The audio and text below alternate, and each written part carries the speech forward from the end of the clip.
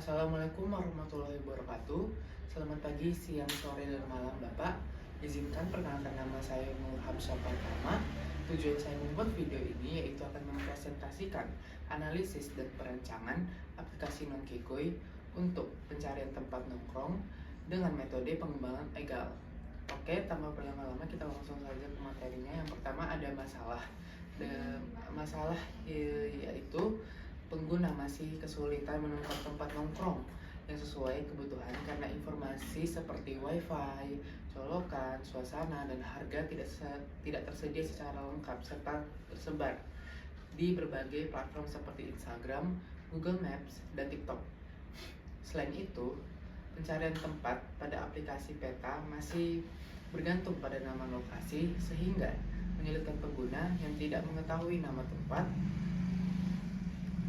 Data tempat nongkrong juga sering tidak terupdate, sementara belum ada platform khusus yang memberikan rekomendasi berdasarkan preferensi, seperti tempat paling nyaman untuk belajar, paling murah, atau paling dekat.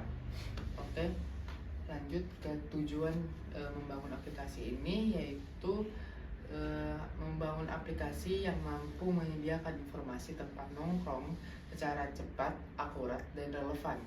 Dengan menggabungkan teknologi geolokasi, sistem rekomendasi sederhana, serta kontribusi data dari pengguna sehingga aktivitas bersosialisasi, belajar, dan bekerja dapat dilakukan pada tempat yang paling sesuai dengan kebutuhan pengguna. Selanjutnya,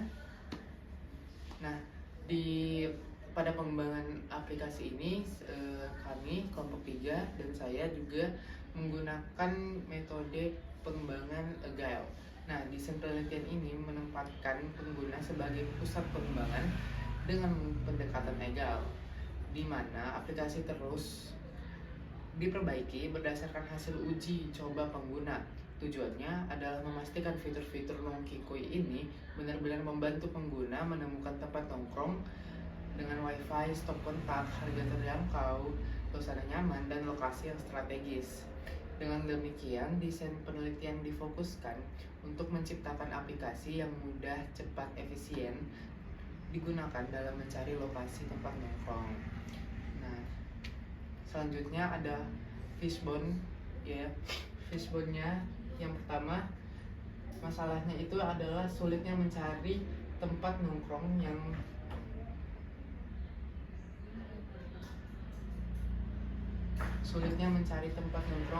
nyaman dan murah.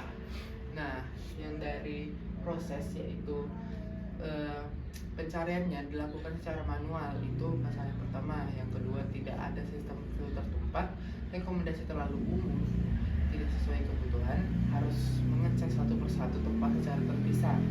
Nah, dari lingkungannya sendiri, yaitu harganya bervariasi dan sering berubah, terus jam bukanya tidak konsisten dan tidak update, tempatnya penuh, bising, atau tidak sesuai.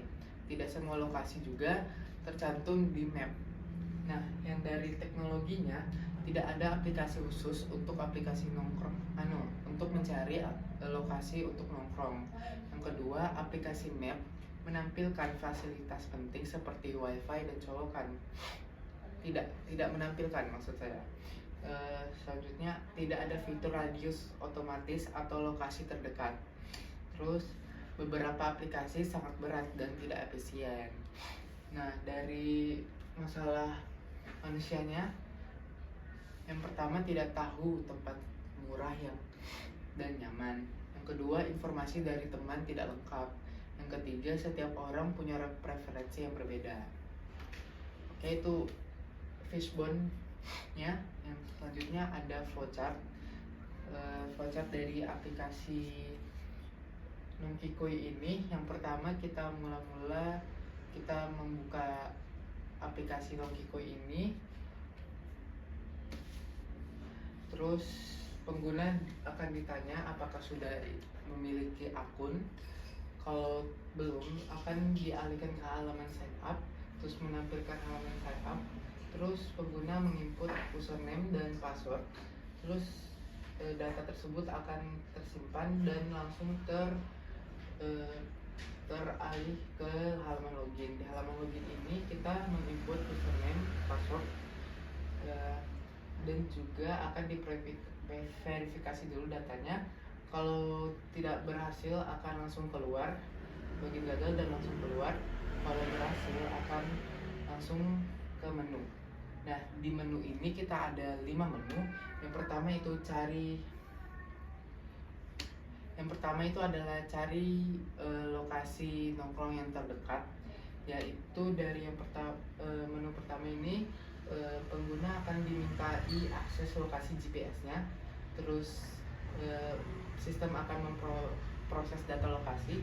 Terus outputnya menampilkan daftar tempat yang terdekat dan menampilkan detail tempat tersebut.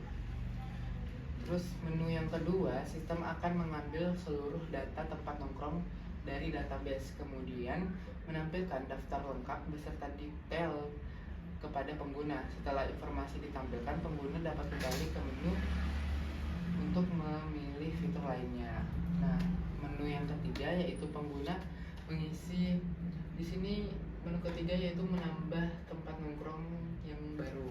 Nah, yang pertama, pengguna itu mengisi formulir untuk menambahkan tempat nongkrong baru. Formulir yang dimaksud di sini yaitu apakah di tempat itu ada colokan, wifi, terus suasananya bagaimana, terus jam bukanya berapa, dan lain-lain. Terus sistem akan, setelah pengguna mengisi formulir semuanya, sistem akan menambah tempat itu ke database, akan menyimpannya lah. Terus yang keempat yaitu menampilkan daftar tempat favorit pengguna.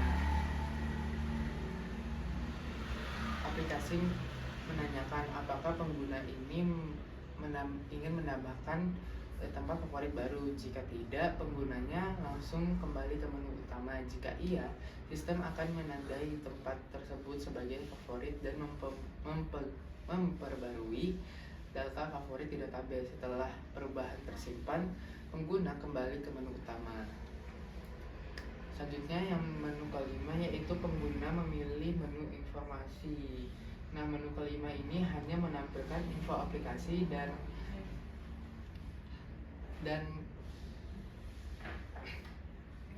info seperti dan juga panduan penggunaan aplikasi. Nah, kesimpulan dari presentasi kali ini yaitu aplikasi Nongkikoy dikembangkan untuk membantu pengguna menemukan tempat nongkrong yang sesuai kebutuhan dengan cepat dan akurat. Melalui teknologi LBS, data yang diperbarui pengguna, dan pengembangan berbasis agile, aplikasi ini mampu menyediakan informasi lengkap serta memberikan pengalaman penggunaan yang mudah dan efisien. Baik, itu saja presentasi saya pada video ini. Kurangnya mohon maaf. Wassalamualaikum warahmatullahi wabarakatuh.